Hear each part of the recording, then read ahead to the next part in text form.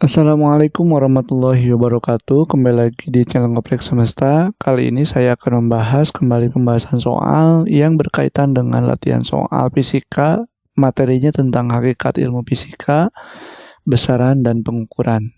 Oke, biar tidak lama kita langsung saja ke pembahasan soal yang pertama.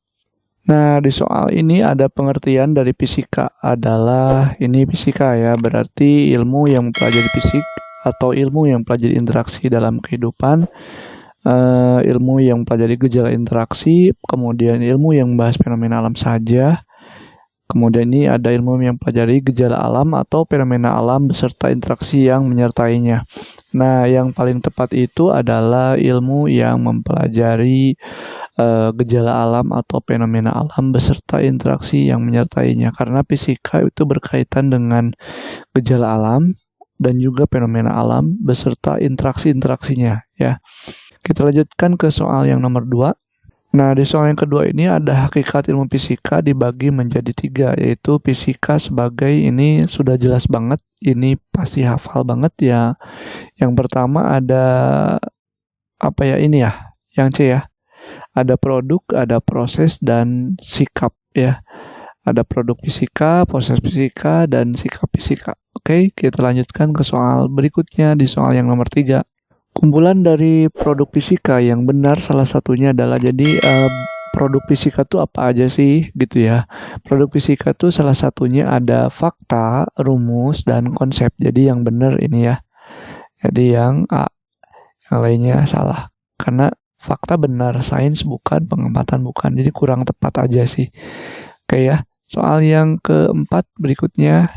Di soal yang keempat ini ada berikut ini salah satu unsur sikap dalam hakikat fisika adalah ya tentunya ini ya, yang A ya. Ada memiliki rasa ingin tahu yang tinggi ya. Kemudian kalau yang lainnya ini kayaknya lebih kepada sikap sosial aja kali ya ini ya. Oke, kita lanjutkan ke soal berikutnya. Nah, di soal yang kelima, ini ada langkah-langkah dalam melakukan penelitian menggunakan metode ilmiah. Nah, metode ilmiah itu yang sudah kita bahas di kelas itu pertama ada merumuskan masalah, ya, merumuskan masalah. Berarti harus ada masalah dulu. Ini berarti yang nomor 3 ya. Terus yang kedua adalah mengumpulkan informasi, jadi informasi, mencari informasi. Jadi setelah ada masalah baru kita cari informasinya apa dan kemudian dikaji gitu ya. Ini yang keempat. Kemudian berikutnya adalah kita harus membuat hipotesis. Nah, ini membuat hipotesis berarti nomor 2. Kita buat hipotesis.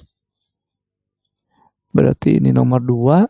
Kemudian setelah itu kita buat lagi menganalisis data ya.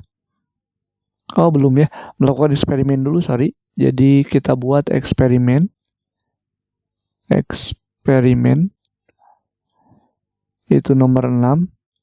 Setelah eksperimen maka kita analisis data. Nah ini kita buat analisisnya. Jadi ini nomor 5 berarti ya. Kemudian setelah itu kita buat simpulan. Kesimpulannya apa? Yaitu nomor 1. Dan terakhir adalah kita buat laporan ilmiahnya. Kita buat laporan. Itu adalah nomor 7.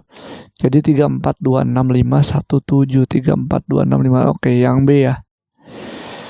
Kita lanjutkan ke soal berikutnya. Berikut nama-nama besaran fisika ada intensitas, suhu, kecepatan, jumlah zat. Yang ditanyakan adalah besaran pokok. Oke, besaran pokok itu jiwa SMP ya. Jiwa SMP.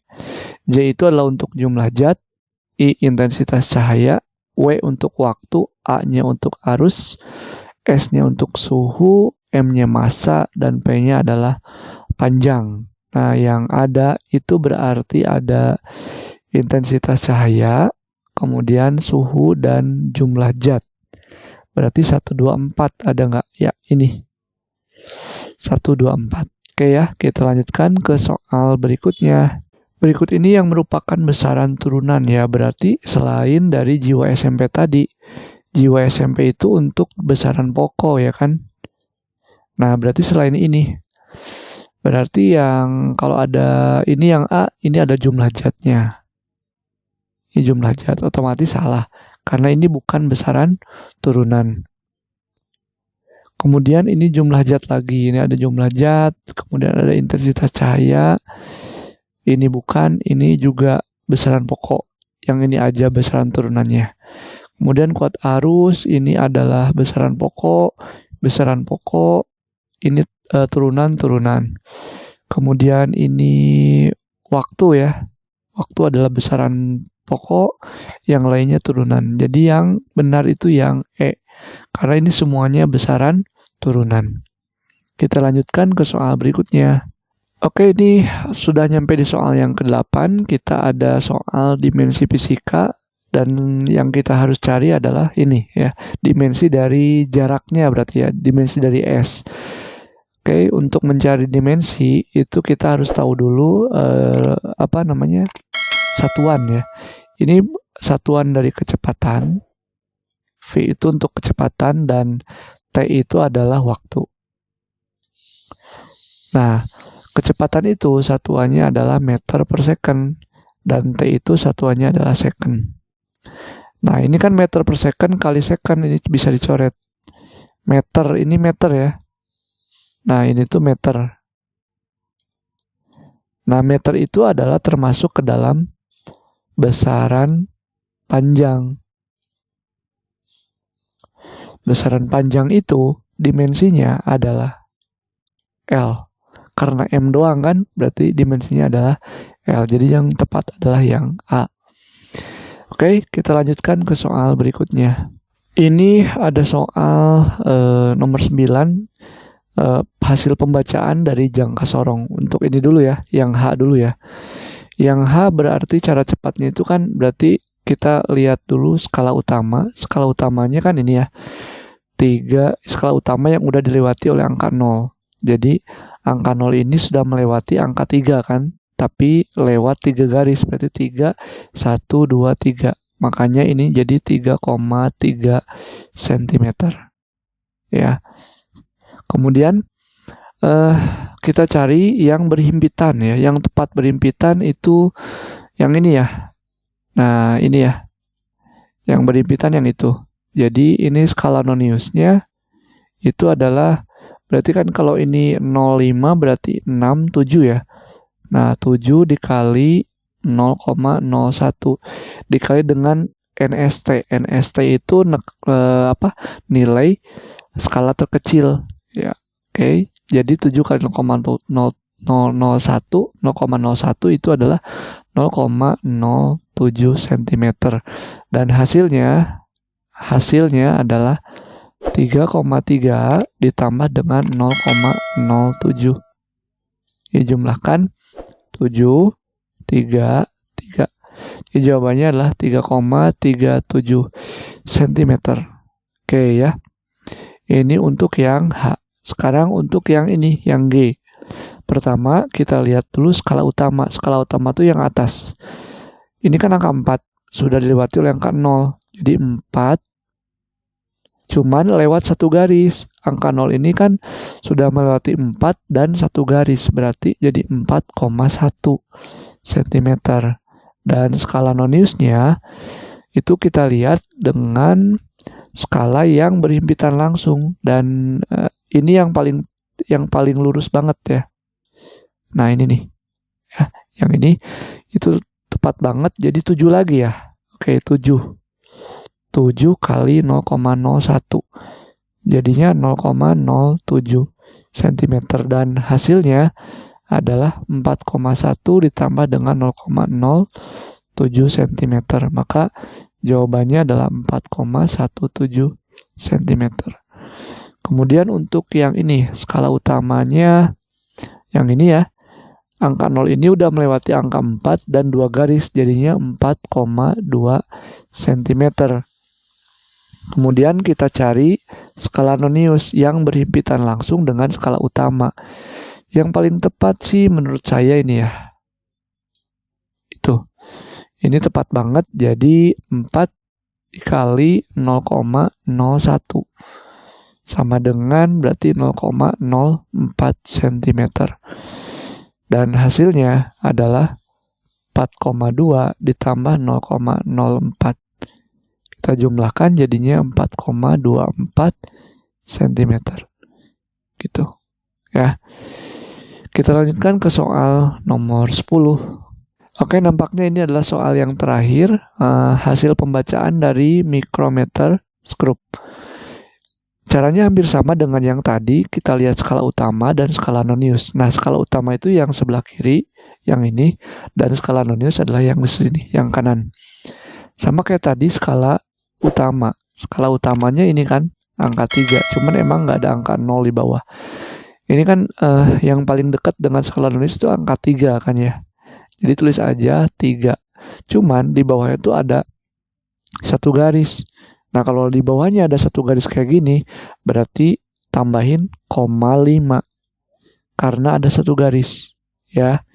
Cuman dalam milimeter satuannya. Kalau tadi sentimeter, sekarang dalam milimeter. Untuk skala noniusnya itu skala nonius yang berhimpitan langsung dengan skala utama, yaitu adalah angka 40 kan. Nah, yang ini yang sejajar langsung dengan skala utama.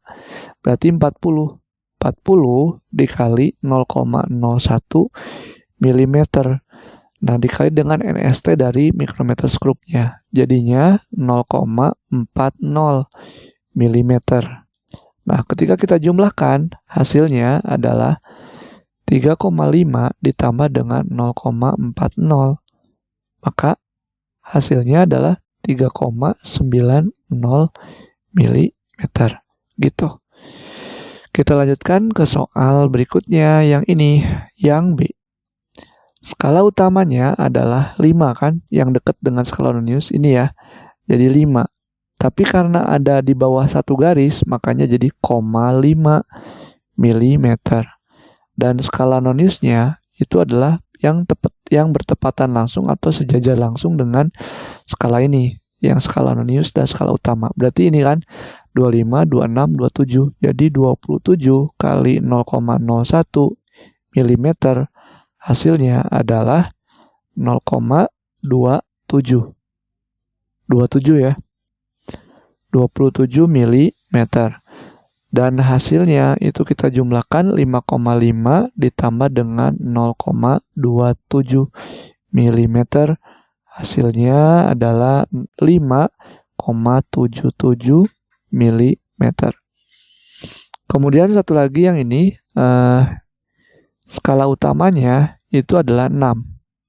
Nah, karena di bawah tidak ada satu garis seperti yang tadi, kalau ada satu garis gini kan tinggal nambahin 0,5.